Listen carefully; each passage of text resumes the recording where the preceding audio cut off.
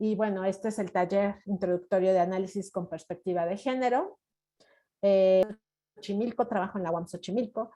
También soy especialista y maestra en estudios de la mujer, que básicamente es pues estudios de género, estudios sobre la teoría feminista, y no se me espanten porque diga feminista, después veremos de qué va esta situación de la teoría feminista. Y bueno, entre otras cosas, pues trabajo en la Unidad de Prevención y Atención de la Violencia de Género de la UAM Xochimilco. Entonces mi quehacer diario es pues atender a las personas que viven violencia de género o que tienen interés en saber sobre la violencia de género. Y bueno, antes he sido docente, ha dado atención a personas que tienen violencia de género, soy cinéfila, ¿no? Y entonces, bueno, eso es en general.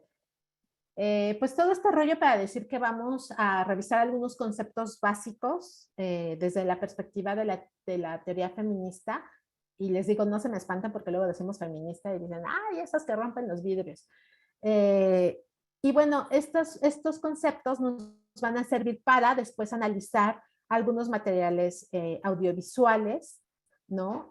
Para identificar principalmente roles y estereotipos de género, porque en estos roles y estereotipos de género se basan muchas de las conductas que tienen relación con la violencia de género.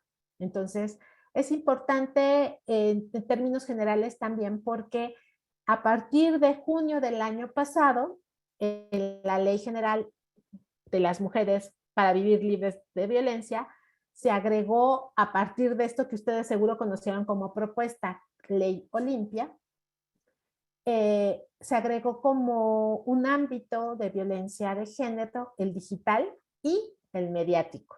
Ya que vamos con esto del mediático, pues que justo muchos de los materiales que podemos revisar y que vamos a revisar son comerciales, series, películas, ¿no? Que podemos ver en cualquier plataforma, en YouTube, en estas que son de paga como Netflix, ¿no? Y que es importante para hacernos muy conscientes de lo que estamos consumiendo, no porque se vaya a prohibir ver ningún material, de hecho verán que algunos hasta como que son de índole cómica, porque mucho del humor que vemos y consumimos se basa justo en estereotipos, ¿no? Y hay algunas veces esto es interesante, sobre todo para quienes estudiamos ciencias sociales, pues es interesante analizar. Y entonces, pues, ¿cuáles son los temas que vamos a ver? Que creo que eso sí no estaba cuando se inscribieron.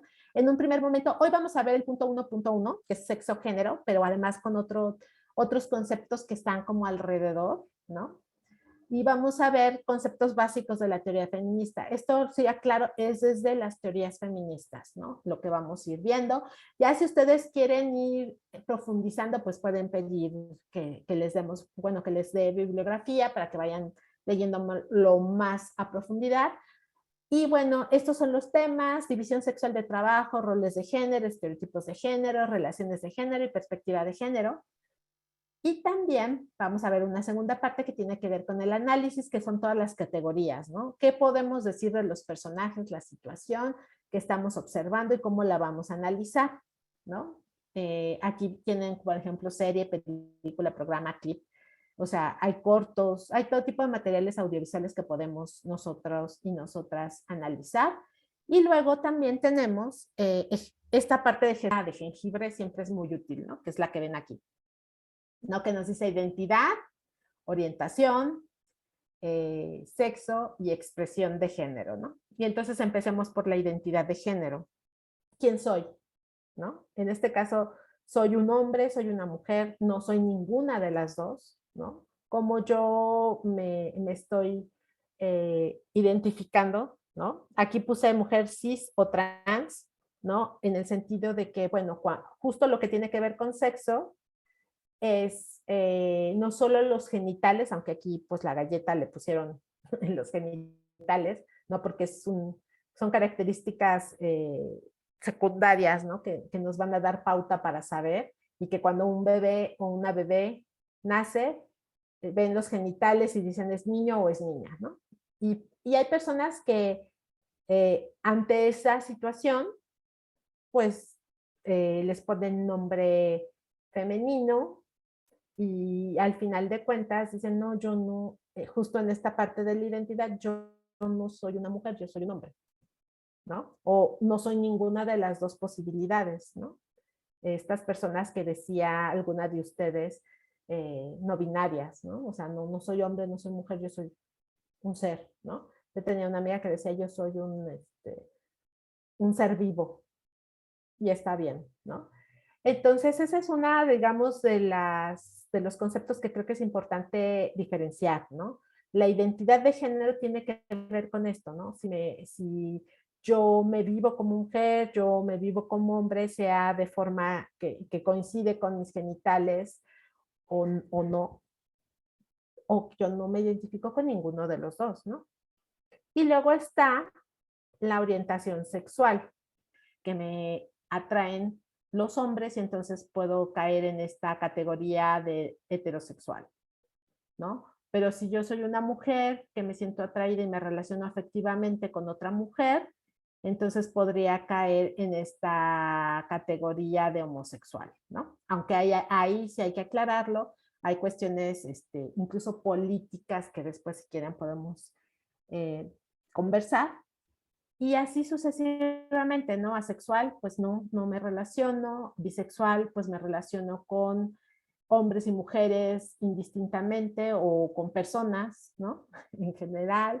Y así podemos tener diferentes orientaciones sexuales, ¿no? Habilidades, ¿no? O sea, justo aquí es importante observar que a veces, en primer momento, quizá podemos tener una opción, pero después se abre la posibilidad de dos opciones, pero en realidad hay más de dos o tres opciones, ¿no? Hay todo un abanico de posibilidades en cuanto a la cuestión de la sexualidad y de la orientación sexual, ¿no?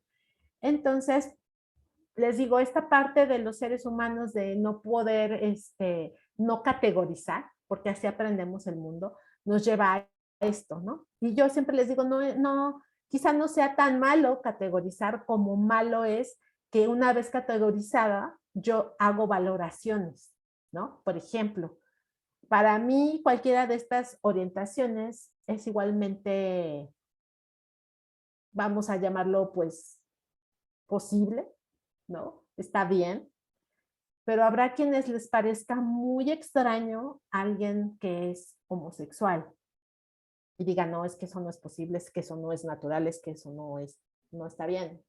Y entonces creo que ahí es donde empezamos a tener ciertas dificultades para relacionarnos, ¿no? Si yo, acuérdense que la conducta se enraiza en algo que vamos a ver más adelante, que es la actitud.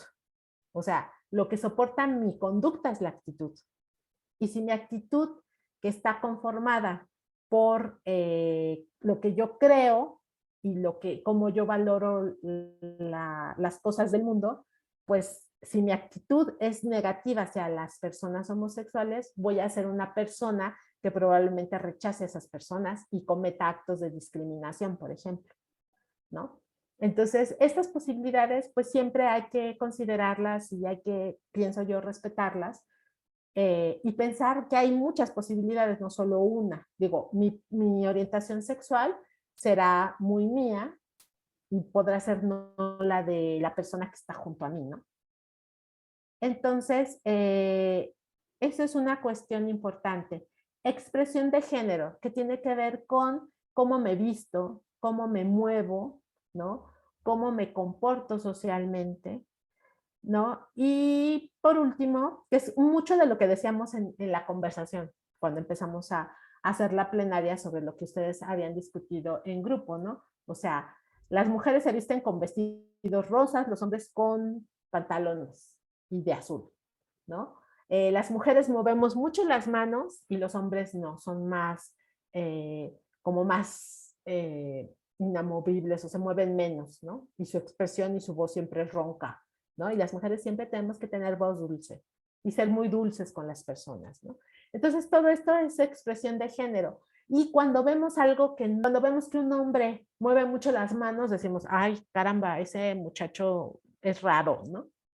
Y al revés, cuando una mujer tiene una voz muy grave, también decimos, ah, caramba, ¿por qué habla así, no? Entonces, todas esas cuestiones tenemos que tener la claridad de que existen posibilidades, que ya en un primer momento aprendimos del mundo como era, pero que podemos justo entender que hay muchas posibilidades y tratar de no valorizarlas eh, pensando que es algo es natural o no lo es, ¿no?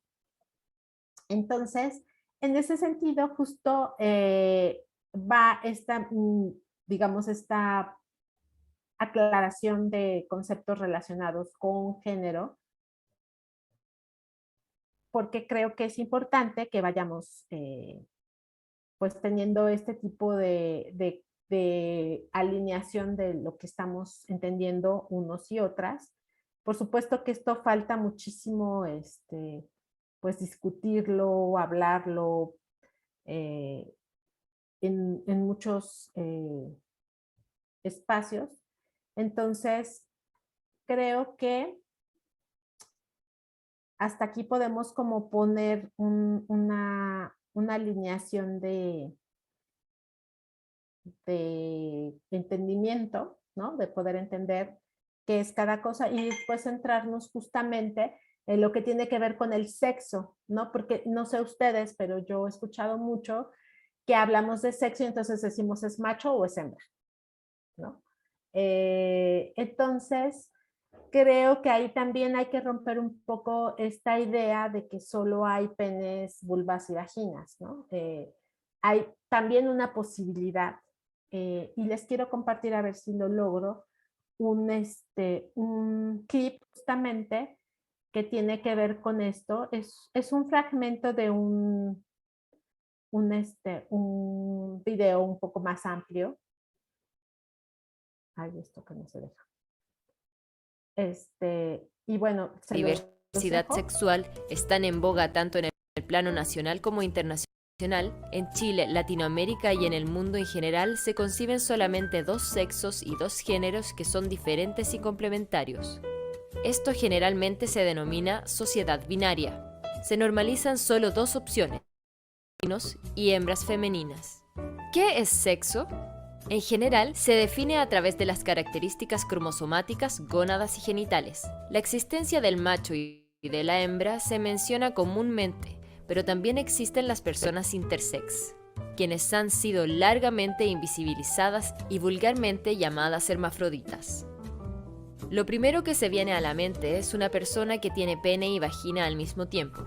No es necesariamente el caso. La intersexualidad es la presencia en una misma persona de características sexuales de macho y de hembra en proporción variable. Por ejemplo, algunas personas tienen tanto tejido ovárico como testicular. Otras tienen una combinación cromosomática que no es XY o XX, sino XXY, por ejemplo. Algunas nacen con genitales que aparentan ser totalmente de macho o de hembra, pero sus órganos internos o las hormonas que segregan durante la pubertad no coinciden. Si una persona nace con genitales intersexuales, es posible que se la identifique como intersexual al nacer. En el caso de las que nacen con genitales externos más definidos, puede que no descubran que son intersexuales hasta, por ejemplo, la pubertad. Algunas personas pueden no enterarse de que son intersexuales en toda su vida.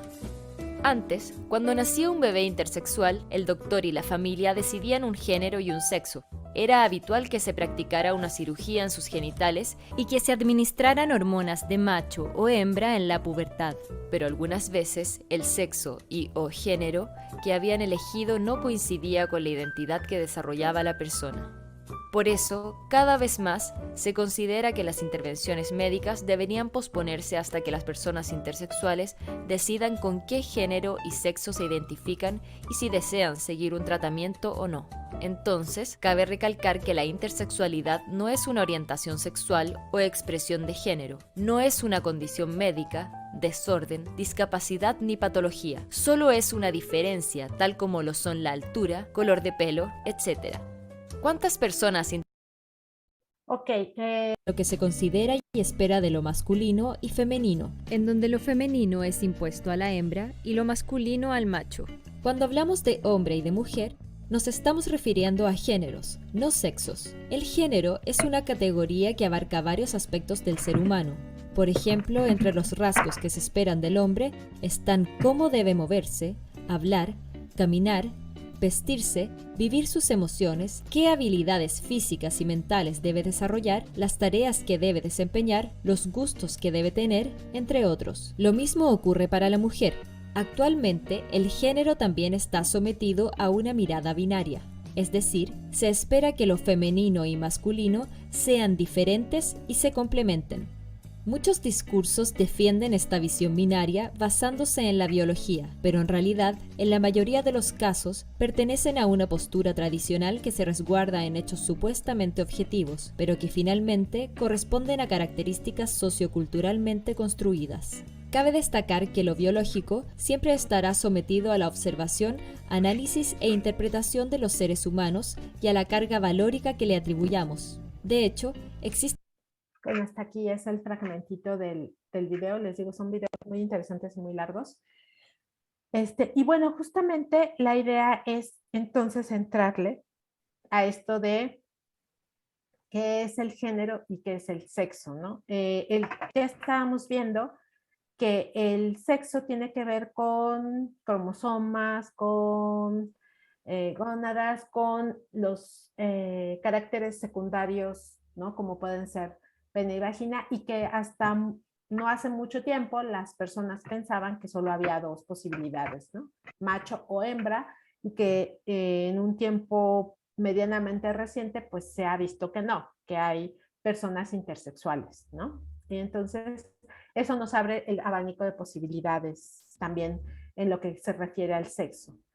Y el género, como ustedes ya habían dicho, todo esto que ustedes habían dicho ya tiene que ver con género, ¿no? O sea, ¿qué es el género? ¿Por qué, qué decimos, de hoy que hablamos? Bueno, pues esto es como la conclusión, pero bueno. Lo que se considera y espera Ay, de lo perdón. masculino. Yo sigo moviéndole aquí sin sintonizar. Ok, ¿qué nos dicen justo aquí? Como decía Eduardo, pues qué teorías hay ahí o cómo yo puedo apoyar lo que estoy diciendo. Bueno, aquí hay cuatro, digamos, argumentos de cuatro teóricas feministas. La primera de ellas es Joan Scott, ¿no? Y dice, el género se construye dependiendo del contexto histórico, temporal, social y hasta geográfico en donde se desarrollan las personas.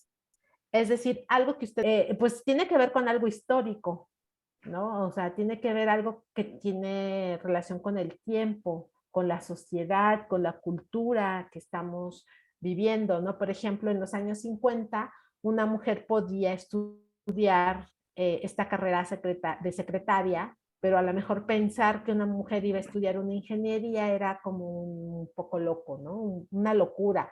Para 1900, finales de 1800, principios de 1900, en México por lo menos, Matilde Montoya, que fue la primera médica en nuestro país, le tocó muy difícil. Ella era una persona que podía estudiar, digamos, de manera autodidacta y también con profesores y profesores particulares, y entonces ella logró ser enfermera y después estudiar medicina con mucho trabajo y no se podía titular. Tuvo que pedirle su apoyo a Porfirio Díaz para que él diera, digamos, el permiso de que ella pudiera hacer su examen profesional y ser médica, ¿no? Entonces, digo, ahora hay muchas médicas afortunadamente y entonces ya no es algo impensable que una mujer pueda ser médica. Entonces ahí tienen toda la razón, tiene que ver con un contexto histórico y con un momento histórico. Luego, ¿quién me quiere ayudar a leer la segunda idea o el segundo argumento?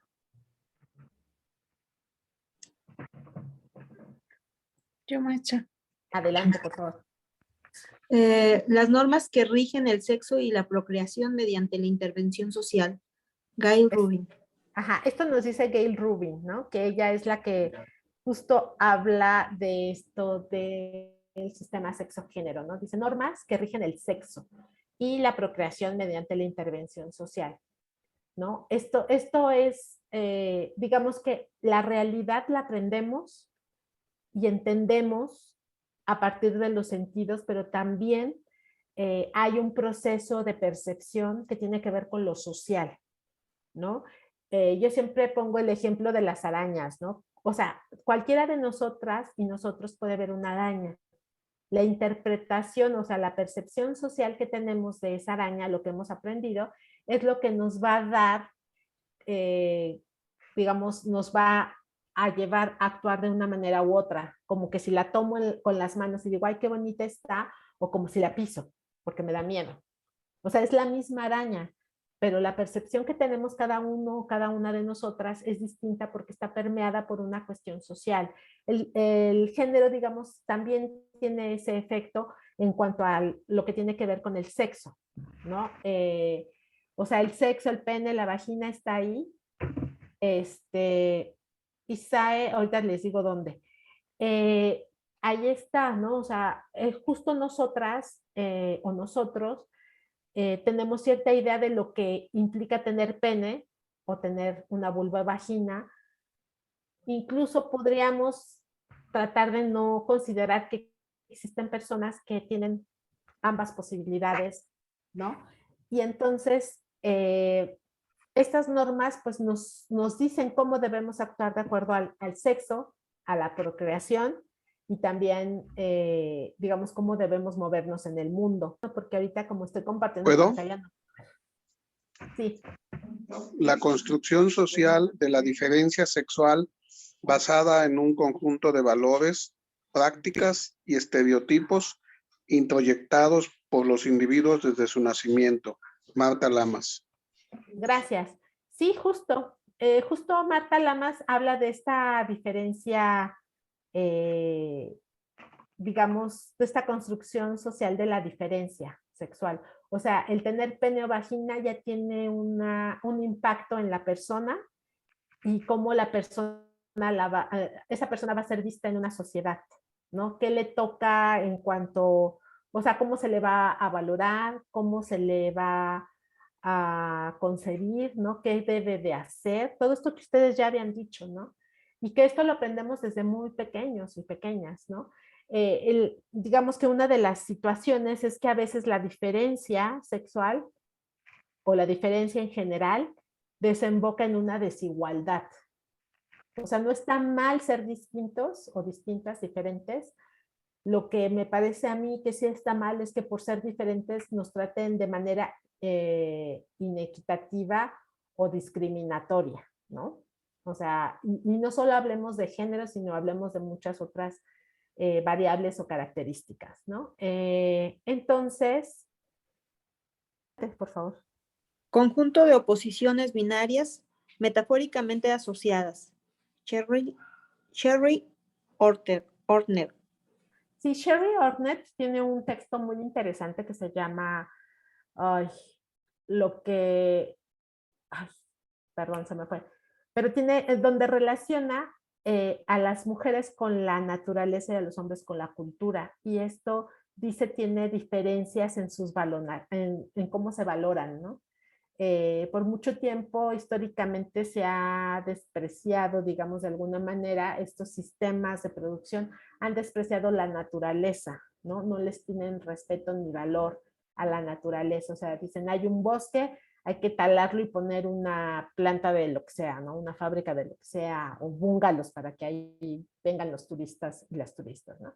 Entonces no hay un respeto, hay un desvalor de la naturaleza y por eso ella habla que las mujeres también podríamos estar ligadas a esta naturaleza y a los hombres a la cultura, ¿no? A lo que tiene que ver con la intervención justo de la humanidad en la naturaleza y que es más valorado. Y justo nos ayudan a ver, esta última de Sherry Ortner nos ayuda a ver que hay como un polo o hay polos opuestos o que se quieren ver como opuestos, ¿no?